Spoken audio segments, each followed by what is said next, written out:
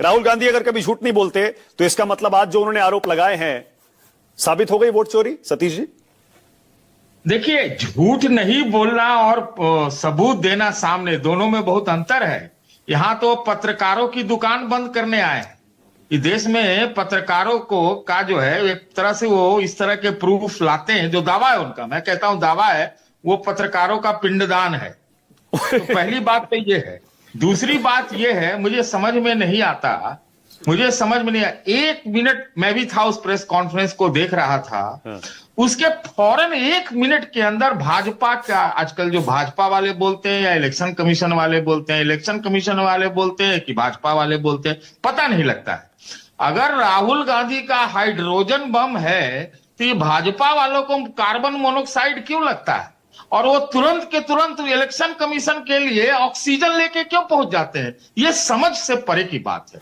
मोटी बात मानक ये है कि जो दावे किए गए, प्रूफ के साथ दावे किए गए, मैं नहीं कह रहा हूं सच, लेकिन दावे किए गए हैं, तो ये तो बताए ना भाई सब लोग कि आईपी एड्रेस कहां का है, कौन से मोबाइल फोन यूज किए गए, कहां कौन स्टेट से मोबाइल फोन कोई सेंटर से चल रहा था, उसका मकसद क्या था, क्या हुआ उसमें, ओटीपी किसने उठाया, सुबह 4 बजे क्यों किया, ये सवाल तो खड़े करते हैं मानक।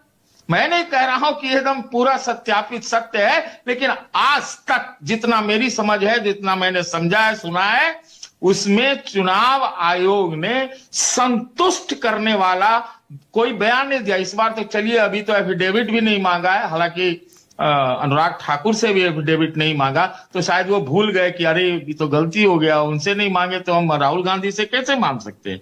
मोटी बात एक और है कि अगर चुनाव प्रक्रिया पर, चुनाव प्रणाली पर इतने गंभीर सवाल उठाए जाते हैं, तो मैं तो कहता हूं कि इस देश का आधार ही चुनाव है, वोटर है, ये देश का आधार मैं बोल रहा हूं।